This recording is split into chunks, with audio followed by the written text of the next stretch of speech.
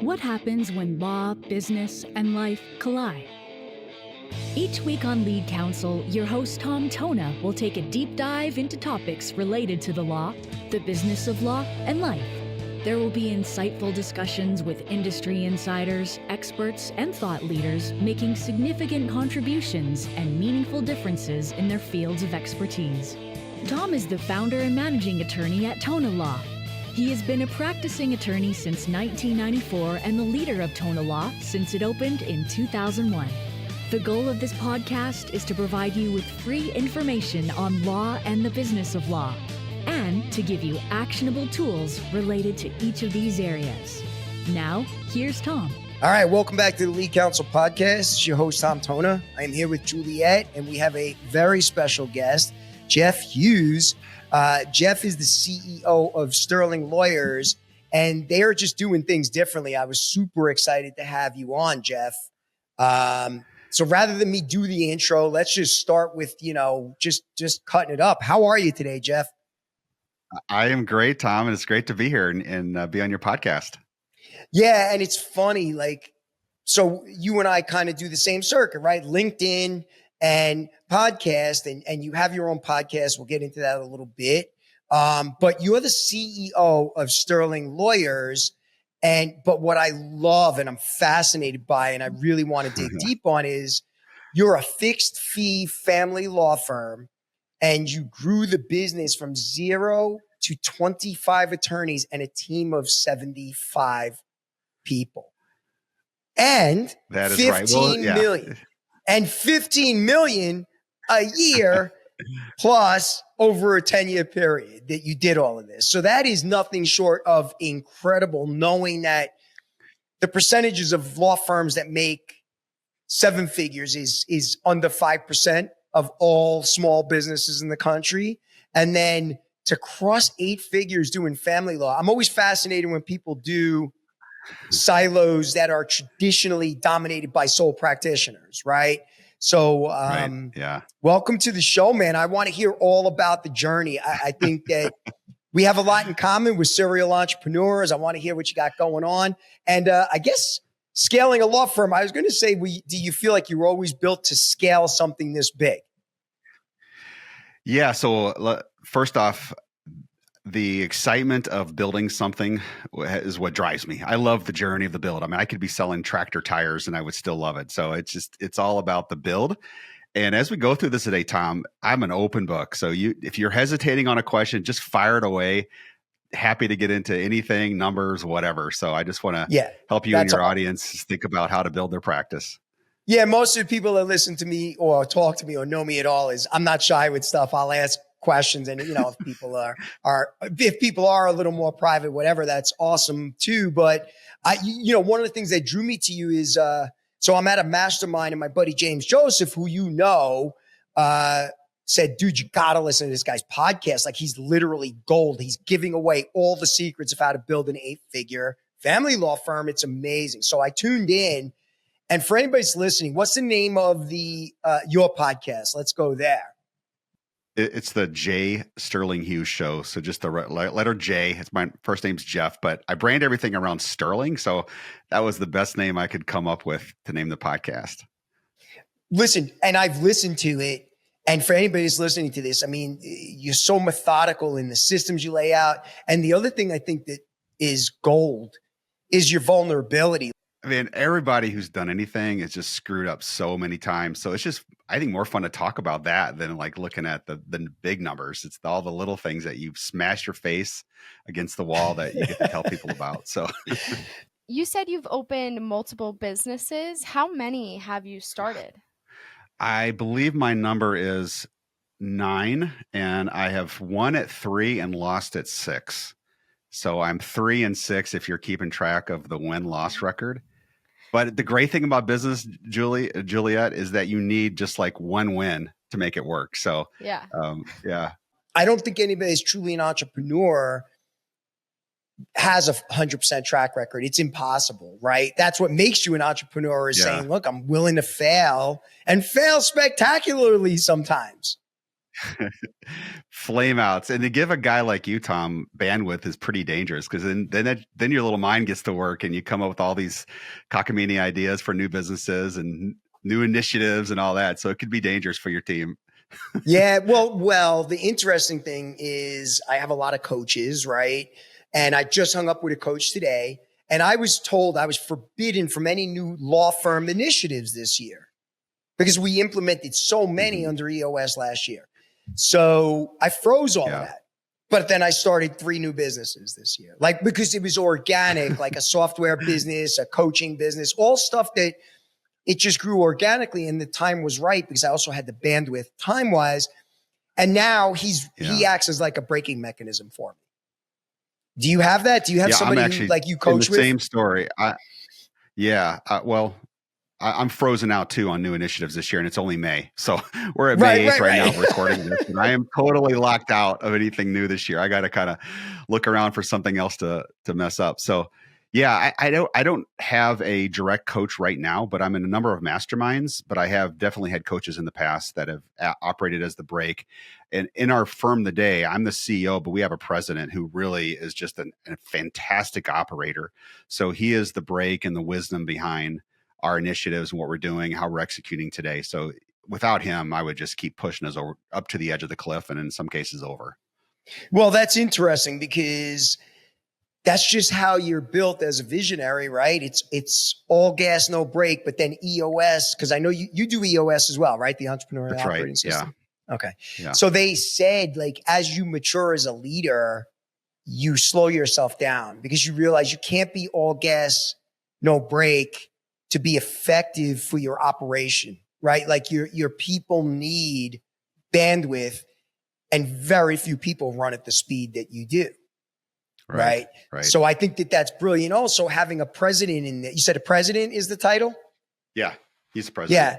So they run the day-to-day operations, I'm assuming, and oversee everything, but that also gives them a buffer. Is that your integrator?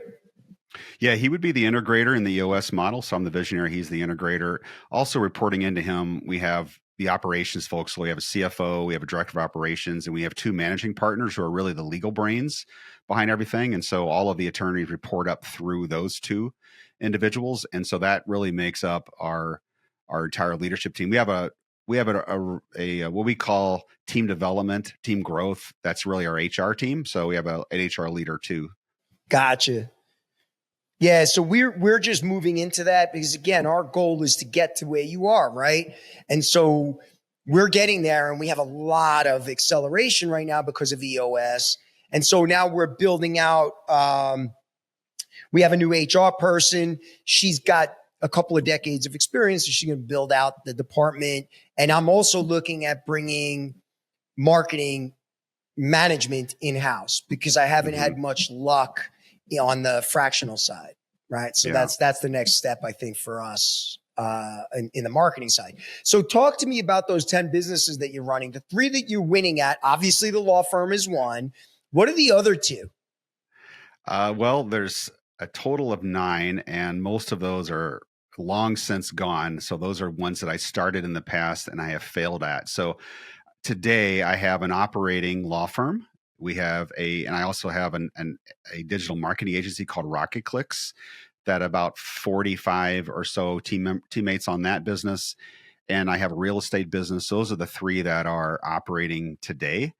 And then I'm starting a business with my 18-year-old son right now. And that looks like it's going to be a lot of fun. So he's off and running on that. And it's probably going to be his replacement for college, which is good because he's all after that. So.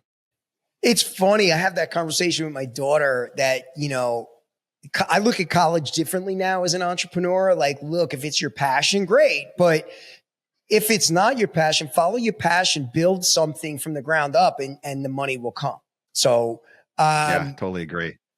So can you talk about the business you're working on with your son? Yeah. So, the business is helping parents lock down their phones so their kids don't get on crap they shouldn't be getting on, because every one of these kids can go on YouTube and get a workaround for whatever firewall mom or dad puts up or whatever Apple's got in place or Yahoo or Google or whatever. So he's kind of a techie guy, and so he used to get around all my little work. He worked around everything that I put in place. And so he's basically, his story is, hey, it takes a criminal to catch a criminal, and I'm a teenage criminal, so let me help you parents do that. So we think there's a pretty fun market there. So we're getting ready to launch that business in the next 2 or 3 weeks. So we're just polishing up the website now and the service offering.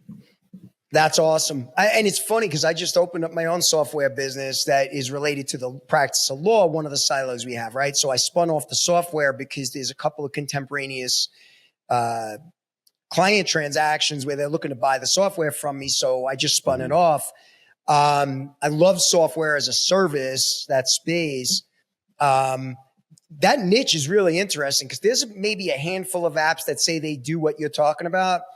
They stink, man. Like I have a 14-year-old and she navigates around everything and it's making me crazy. So I think that there's a lot of room, blue ocean wise. There's not many players in the space, and a lot of them, they're falling short what they need to do to protect kids. Yeah.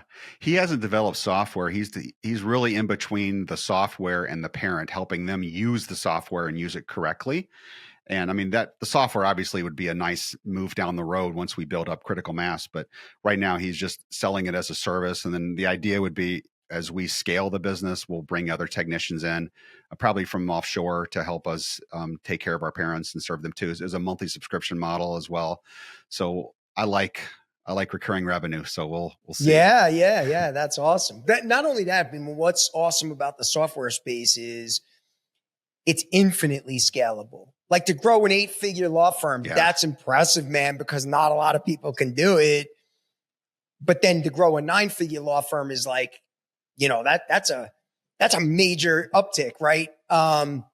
Software, you can go from 0 to 10 million in a way shorter amount of time than you can, because we have so many different requirements as lawyers, So let me ask you a question. Yeah, the valuations are so strong. Yes. Once you hit 5 million, now private equity pays attention, venture capital pays attention. And then past 10 million, the exits are insane valuations, really, just because it's recurring revenue, like you said. So let me ask you a question.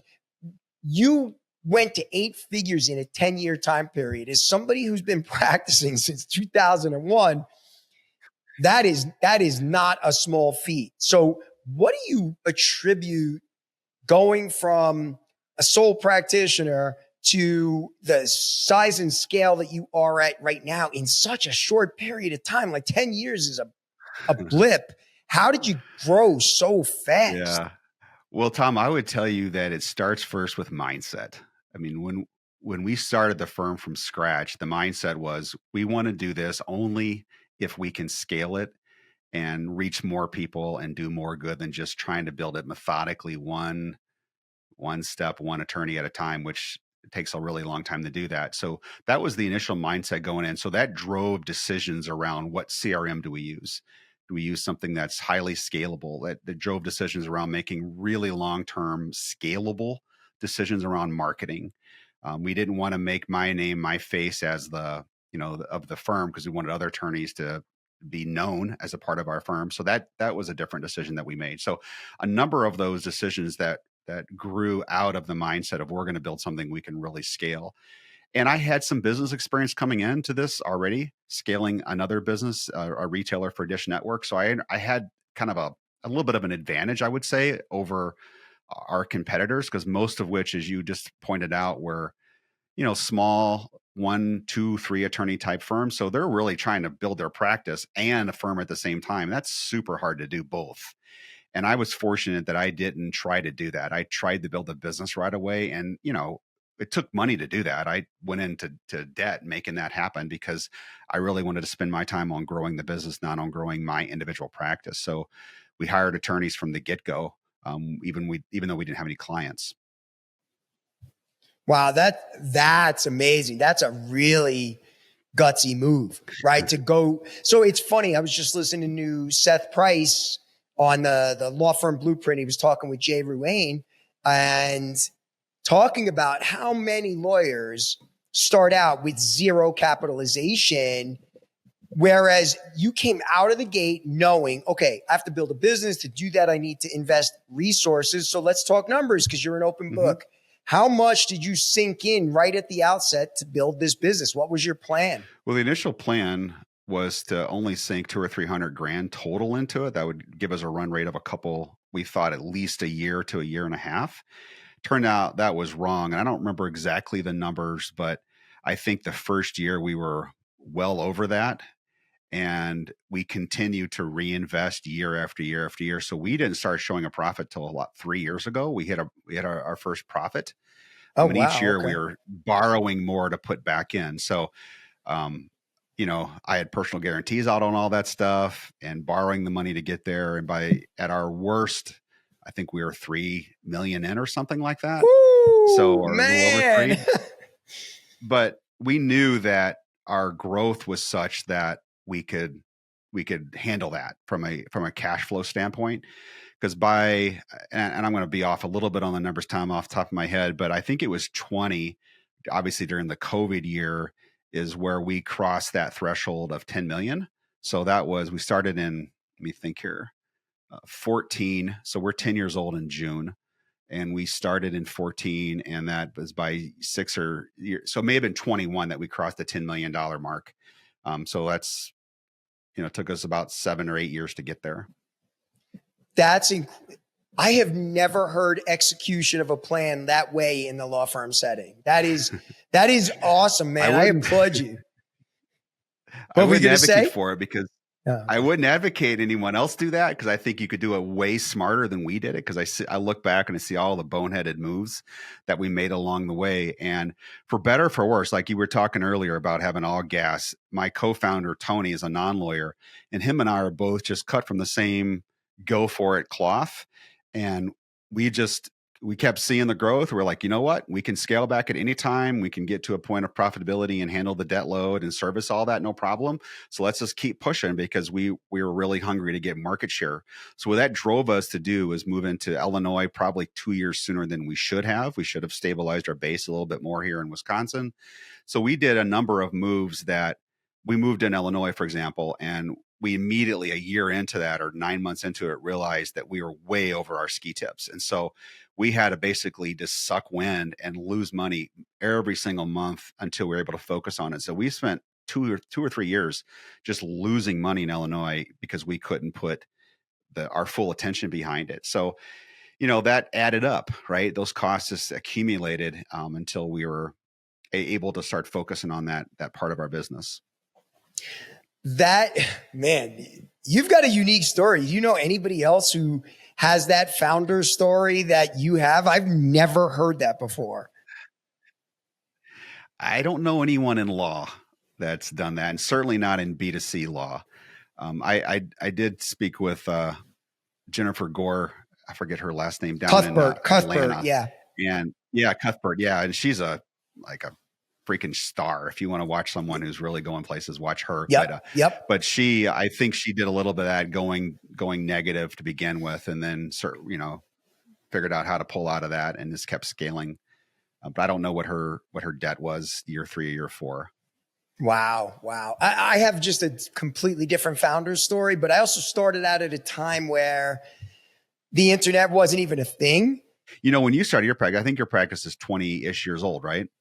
Yeah, I started in 2001. Yeah. What we did would not have been possible back then. The internet made that possible, because it'd been really hard. Back then it was like phone book ads, right? Those were like your big driver, TV, radio. That's a lot harder to scale whenever you basically got to put the media cost out there and wait and see what happens. When we started, we knew that we could go spend money on paid search, for example. And if it wasn't working, we could turn our ad off and we're done. Right. So it was a completely different landscape that we started in. And I came from a world too, Tom, where I was in Dish Network, and we were a retailer for Dish Network, competing with like DirecTV and the cable companies. And we got to the point we were spending $500,000 a month. And when you spend that kind of money, you get super razor sharp elbows and wits about you, because you know that every little percentage improvement is real money to the bottom line. So we learned a lot going up through that. So when we moved into this space, we were competing against small practitioners that weren't focused on the business, that were outsourcing their marketing, if at all, to a vendor, which wouldn't have the same keen level of interest when you're basically eating your own dog food and you've got to, if you don't make this ad work, you may not have money to meet payroll, right? So we had that kind of urgency about us when we started. So we knew that would give us a sustainable competitive advantage. And that did through this whole period, because we made so many mistakes around how to scale, how quickly to scale. And I did not appreciate how difficult it is to scale a personal services business. I just did not appreciate that. I just missed it. Really hard to do that. And so building the people systems was the hardest. That's an interesting thing that ultimately for you, it came down to scaling people systems.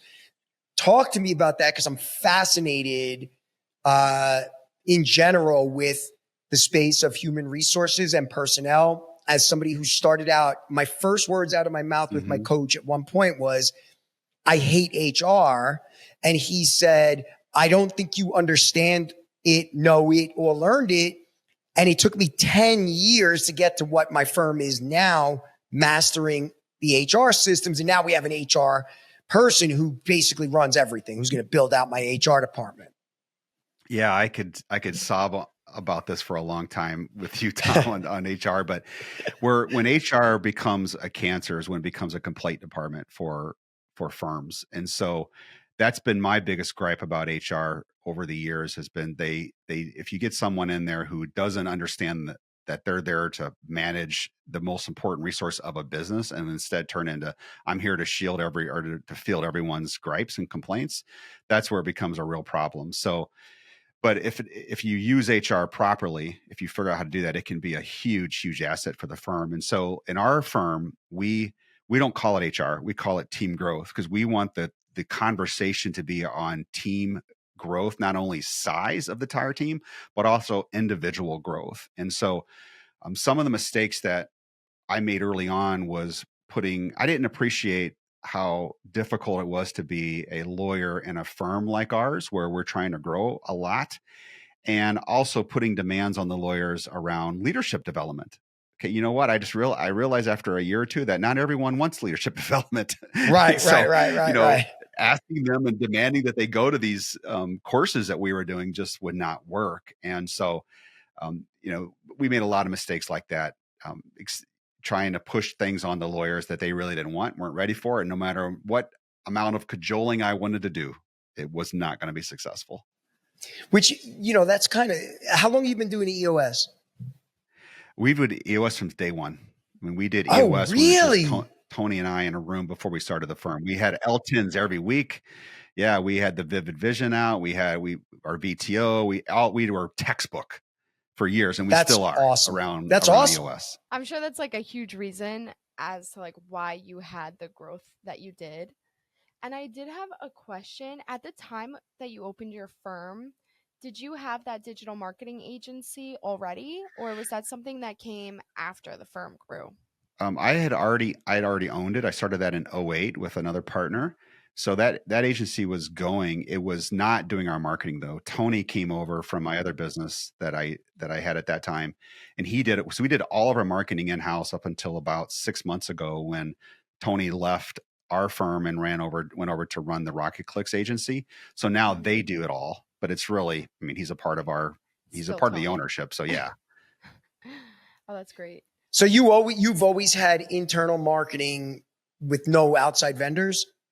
We use outside vendors for very specific things, very niche oriented, certainly project based sort of stuff, like building our website or doing like certain parts of SEO, for example. But it's all strategized and done in house up until very recently, and it's a sister company today, so it's not like it's really right. a vendor. Yeah, I'm actually at the point where we're bringing everything in house.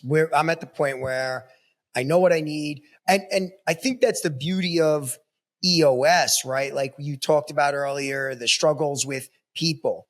Well, you create the seats. So if you say, okay, I'm hiring a trial attorney, like you're going to hire an attorney, not everybody wants to be a leader. And that's where you get the clarity is what are the actual essential functions of this person's role? And then you can say, well, maybe we're just looking for too much from this one role, right? Like, I think that's what you're saying you learned, which is all part of the process. We all go through that iteration at some point, right? Yeah. So, do me a favor, because you mentioned about the role of the lawyers and how challenging it was. And I believe somewhere on LinkedIn, you posted about 50% of the attorneys who join your team don't make it. I think you posted something like there's a 1 out of 2 ratio. Yeah. Why do you think that is? And how does this ultimately improve your firm and the client experience? Yeah. So what I did was I looked back at every lawyer that's ever been in our firm, and I put all those on a list and everyone that is currently in our firm. And I went through and I tried to do my best to be objective about why they left. And there was a whole host of reasons there, everything from we fired them to, they went to run a sole practice, or they went to a different practice, or they got tired of family law, or they went to a competitor or something like that. So, and our number's higher than that now, actually. It's probably well over 50% don't make it in our firm. And the reasons why they'll typically leave are, the largest reason is we let them go. That's the biggest one. And that usually has to do with the fact that they don't adapt well to fixed fee, because you have to be very proactive to run that type of a practice. And we had, if I can think of one right now, an excellent attorney, great culture fit. Everything was perfect with this attorney. And she just came to me and said, "Hey, I love everyone here. I love the firm, but I don't want to be proactive." I mean, she just actually said those words. I just want to go have a different type of practice. And I just got to bow to her. Like, okay, that's respectable. And we love her. And then others just are lazy. They just don't want to push the ball. And that's what clients want. They want the case over. They want proactive practice, but some folks that's just not how their personality is wired, or they just don't want to do it or whatever. So that's a reason why they'll leave us. Another one is they don't fit our culture from an expectation standpoint, because we're very high on measurements, and some people don't want to be measured, right? That's exposing. That's kind of like a vulnerable feeling, and they'll just like self-select out. And that's like another good reason too. That's just we're not a fit for everyone, and everyone's not a fit for us. And there's no dishonor in that. It's just, you're different. You want something different out of your practice. That's great. So those would be kind of the big 3 reasons why I think attorneys have come in and left us. And look, so ultimately, and again, we've seen this in action. We've been on EOS now going on 16 months, 17 months, but super implementers, right? Like, we just accelerated textbook for the last 18 months. And I had been in coaching programs for better part of 15 years prior. So we weren't like novices at this, but last year was the pain point year, because I had to get crystal clear on a vision. And then when I did, we saw exactly what you just talked about. Like, we saw self-selection out. We saw it being our decision. And the really cool part of it was, and I think that's where EOS is transformational, both on a personal level and a business level, is there's no judgment. Oh, this person's a bad person, or we're a bad company. It's look, there's just non-alignment between the core values that we espouse and this other person's core values, right? Like, so proactivity is a big core value, it sounds like, for you guys. And we face that dichotomy. We have that where there's like an 80% fail rate if plaintiff personal injury firms try to hire from the defense side, because plaintiffs are very proactive. Defense attorneys are traditionally reactive. That's the nature of their practices. So I don't like to cast judgment. I don't make those judgment calls. Typically, one of the things I look for is I want to see plaintiff's experience prior to my firm if somebody's been at a defense firm because of that. So I think that's really interesting. But do you talk about that stuff on the interview process at this point? Oh yeah. I mean, I try to dissuade people at some point, probably about the 3rd or 4th interview. Like, if we're getting to the point where we really think we're going to make an offer, then I'll have the really, really candid conversation. But it's just hard for people to understand that in that context, right? They want the job. They're excited, right? They're going to tell you, they're going to think and believe everything they tell you, that they're going to be proactive. That's how their mindset is wired. It's not, you just don't know until you get into it, right? You're in the trenches, but yeah. I mean, we've had people that have lasted 3 days with us, and people that we've weeded them out within 4 or 5 weeks. We realize they're not ready for it. So I've also read or heard you say that a family law firm leader needs 2 kinds of sight: insight and foresight. Can you just break that down for people that are listening? Yeah.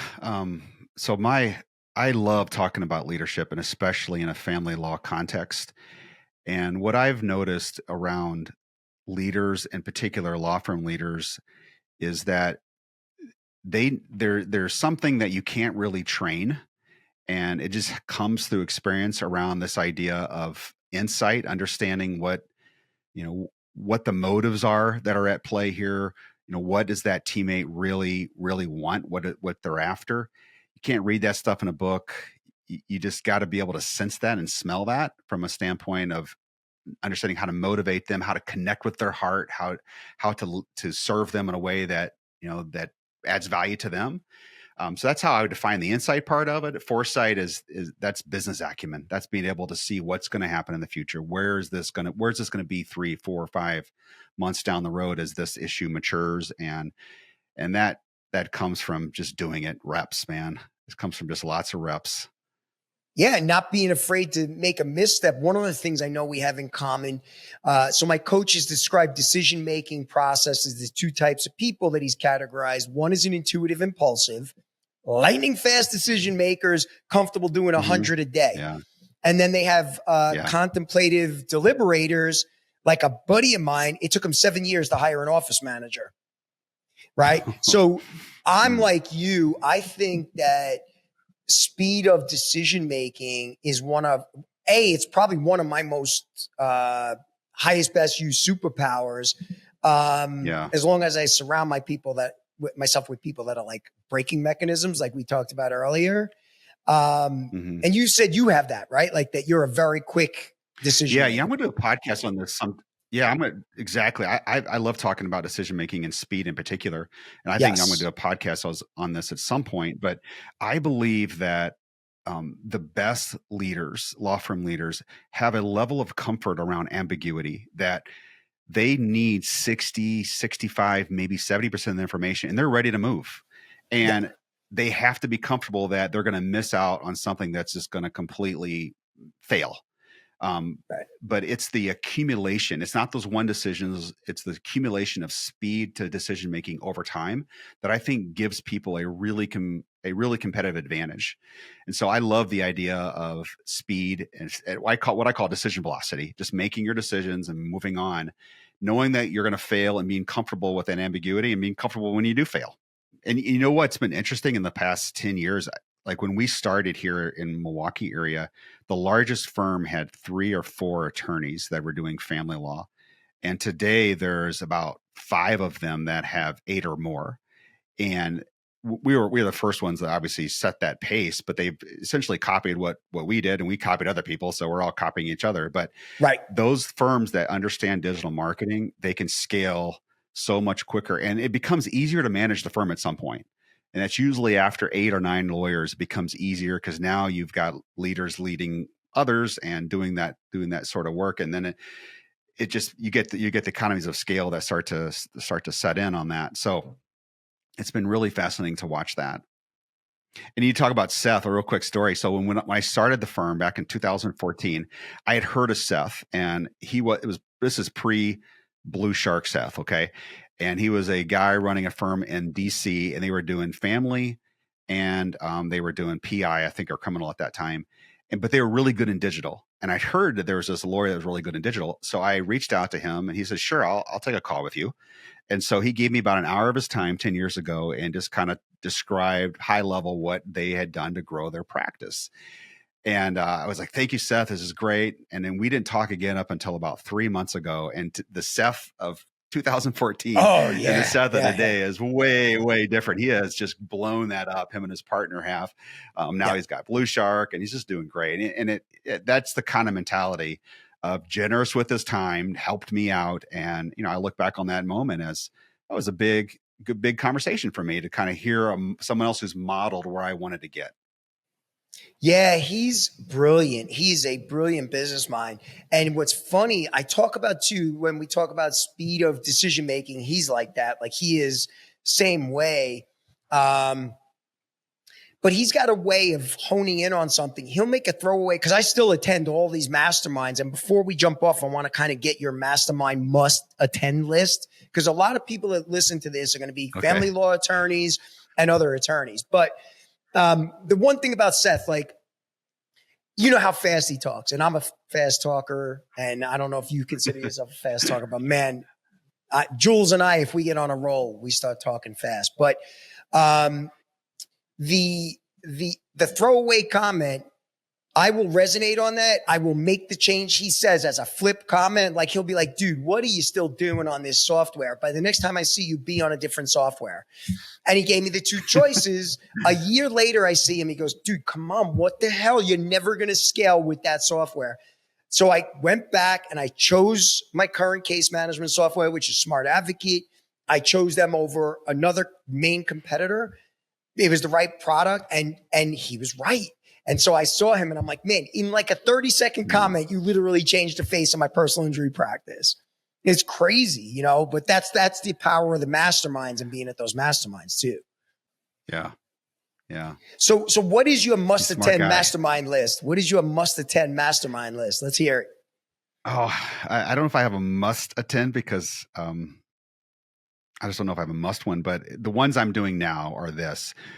For the past 12 or 13 years, I've been a part of an organization called YPO, stands for Young Presidents Organization. And those are for businesses at a certain size. Usually it's a revenue number of 8 to 10 million and north of that. So I've been doing that a long time. And that is non-law related. Those are people from all different types of industries. And what's great about that is we get together once a month for a full day and just talk through business concepts. And so I've been able to recontextualize a lot of what they've done and put that into law, which I think has been given us a little bit of an advantage, because we're doing things we're looking at things fresh. So that's one thing. Another thing that I'm been doing about a year now is called Your Practice Mastered by Richard James. I think that's what he calls it, Your Practice Mastered, but that's a group of about, I don't know, maybe 50 to 100 lawyers of all B2C. So immigration, bankruptcy, family, maybe one or two PI, some estate planning folks in there. And every quarter, I was in Charlotte last week for that. And every quarter he'll take he'll have like a 3-day seminar, and he'll talk about marketing, or he'll talk about operations, or he'll talk about some other aspect of growing and building a business. And there's stuff in between as well. So that's been a good value. He introduced me to the concept of non-lawyer sales, which we had never done before until that. So that's been an interesting twist to our business. And the third thing is really more for me personally to manage myself, and that's Strategic Coach. Strategic Coach is an organization that's been around for a really long time.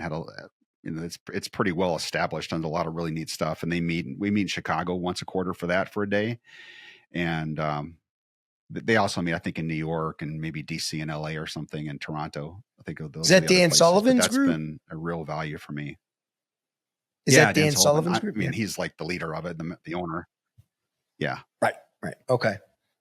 Awesome. Thank you for that. I appreciate it. If you had to single out like the one needle mover, I know we covered a lot of different things on your route to 8 figures. And again, I encourage, because I know how giving you are of your time and developing other attorneys that are on the journey. I encourage anybody, reach out to Jeff on LinkedIn. I know you're very active on LinkedIn. I love following you on there. Your insights and your vulnerability are really, I think it's special, because I think you don't paint the picture that it was easy. You never say, oh, I was awesome at this. You usually like, man, did I mess up something bad today? And I love watching that stuff. Well, so what would be the one needle mover you would point to, for somebody who's 20 years on the journey, just starting out and contemplating, do I open my own practice? What would you point people to as a needle mover? A needle mover toward whether to make that decision to go out on your own or not. Is that what you're driving at? I think, look, you have a lot of people who are like, I'm going to open my own practice because I'm going to make more money, keep more money. I want to be a gajillionaire. You know, you are running something super different. So like you definitely had a non-traditional path. What would you say was the single most important thing that got you over the 10 years from where you started to where you are? Single most important thing is easy. That's the ability to lead and inspire. And that starts with leading yourself. If you can't lead yourself, you can't lead others. You can't give what you don't have. And so from day one, I had that ability to connect with my team one-on-one or in a group, inspire and lead. I didn't have, and I still don't have the ability to operationally lead day to day. You know, that's just not something I'm gifted at, but leading yourself first. And then I think secondarily to that is if you want to grow a practice and really impact the lives of your client and the lives of your team, you have a choice between control or growth. Those are your choices. And you can't have both. You can have one or the other. So, and for most attorneys, you know, this is their profession, right? We go to school for a really long time and our bar licenses and all that's riding on us doing a good job. And so giving up control is just like choking. It's really hard for most people to do. And so when you see a firm that has been around for a really long time and they're stuck, I don't mean stuck in a negative way, but they remain at a number of like 4 to 6 attorneys, and that's as far as they go. And there's like a revolving door that tells you that the leaders in that firm are not willing to give up control to grow. And that's just the way it is, or else they don't really want to, and they're not. But if they say they want to grow and they don't for many, many years, it's a control issue. They're not willing to give up control and let others do it, make mistakes and learn and grow. That is very insightful, super insightful, because I spent probably the first 10 years of my practice getting control over the practice and building out systems and learning. And then I spent the next 10 years letting go of control. And it was after that point that like you said, you have to be willing to let go of the reins, the control, even the outcomes. Let other people be in control of the outcomes. Yeah. Once you equip them, you have to trust that they're going to make good decisions. And if they don't, correct them and learn from them so that they're now fixing the issue as well, not just dropping a hot potato on your desk after they screw something up. Mm-hmm. Yeah. That's key. Yeah, that's really, really insightful. Listen, I want to be respectful of your time. I want to thank you for coming on. I know we're recording your podcast tomorrow. Anybody that wants to reach out, what's the best way? What do you prefer? People want to reach out to you, pick your brain, learn a little more, whatever. Yeah, I would say a couple ways. You can go to LinkedIn, find me on LinkedIn. So it's J Sterling Hughes, I think is probably my handle, if that's a word on LinkedIn. So you can find me there real easily. You can email me at jhughes@sterlinglawyers.com or check out my podcast, J Sterling Hughes Show. Should be whatever you put your podcast on. So it should be on there. So, and I love to help people. So especially if you're in family law, I have a heart for you. Let's talk, connect with me. Happy to share whatever I can with you. Do you do any kind of thing with family lawyers? Like, are there any, and I don't know why they wouldn't do it, but are there any exclusively family law masterminds that are created for like business oriented family lawyers? There is not that I know of. I know that there's a number of folks who have family lawyers in their group, like Lee Rosen or Richard James, but no one that's really focused exclusively on it. I've been noodling with the idea of starting a mastermind for family lawyers who have reached a certain scale. I know there's a firm, and the owner of or at least the president of the firm I trade comments with on LinkedIn in Denver, the Modern Family Law Group. I know that that's someone that I'm going to reach out to at some point and try to see what his level of interest in that is. But I think that's something that would be fun to be a part of and do. So I'm thinking about it, is what I'm saying. I'm kind of wondering there a little bit. You're right. Is that Billy Tarasio, Modern Law out of Arizona? Is that Billy Tarasio's law firm? I don't think so. I'm sorry, I'm mind blank, but I want to say his first name is Michael, C. Michael, and I forget his last name, but I think he leads the firm based out of Denver. And I think they're in multiple states now. They may have offices. They may have. Okay. Yeah, I think I'm connected to him. I think I'm connected to him on LinkedIn. And I also think that it is the same law firm. Billy Tarasio is the mastermind behind it. I think she's out of Arizona, and I know she's like a business powerhouse. If it's the same modern law firm, maybe it's just the same name. Okay. And you're obviously connected with Marco Brown, right? Like, you know, Marco. Yeah. I like his stuff a lot. Yeah. I think he's modeling exactly what you're doing. I know he's going into his second state now. I have no doubt he'll be the next 8-figure law firm doing exclusively family law. Really quick, because I didn't touch on it and I kept meaning to. The flat fee family law model. Mm-hmm. Is that something you can kind of explain to other family lawyers that are listening to this, like how you exclusively practice that pricing model versus a mix of the hourly billing, et cetera? Yeah, I probably get a reach out once a week from a family lawyer wanting to talk about that. I'm always happy to accommodate that.